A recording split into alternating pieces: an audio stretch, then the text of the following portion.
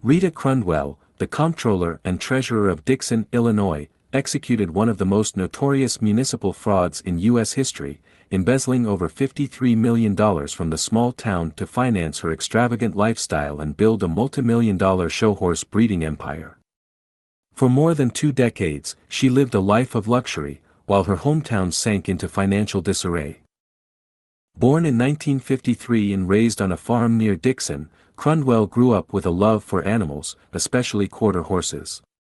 Her mother shared a similar passion for breeding and showing these horses, which likely inspired Crundwell's later ambitions.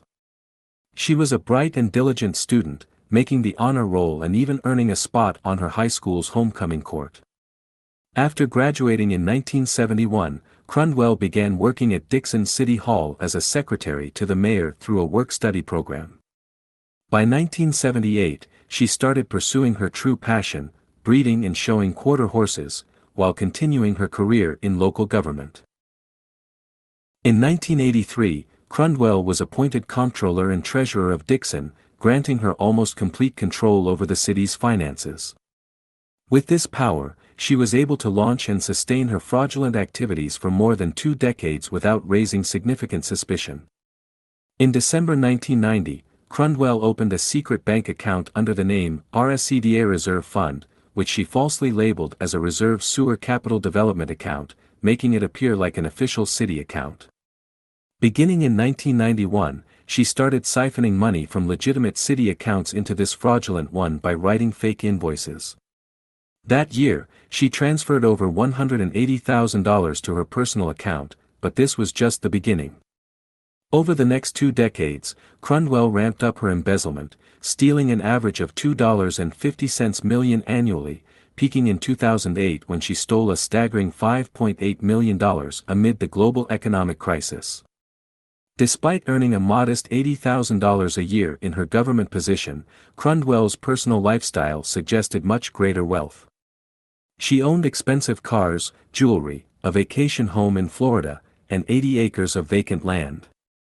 Her horse breeding operation grew immensely, with over 400 show horses and state-of-the-art facilities that included a 20,000-square-foot barn, a showing arena, and horse trailers outfitted with luxury features like flat-screen TVs and showers. Crundwell's ostentatious lifestyle raised some eyebrows, but many people in Dixon, including her colleagues, believed her wealth came from her successful horse breeding business. Some even speculated that she had inherited money from family members. A fellow horse breeder, Debbie Brem, mentioned in a 2012 interview with Chicago Magazine that she had heard rumors Crundwell had inherited land in the Chicago area, making her lavish purchases seem less suspicious.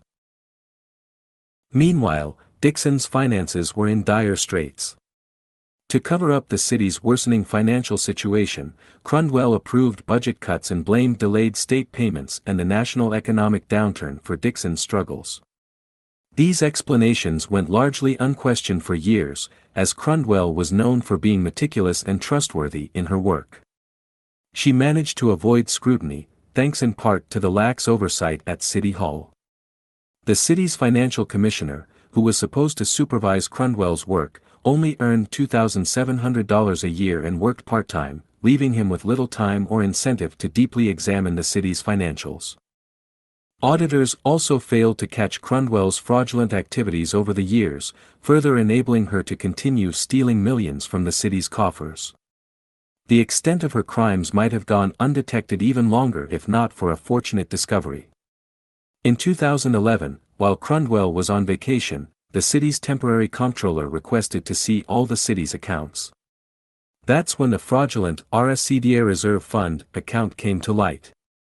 The temporary comptroller noticed that this account was being used to make personal purchases, such as horses and expensive jewelry. Alarmed by the discovery, the temporary comptroller alerted Dixon's mayor, Jim Burke, who contacted the FBI.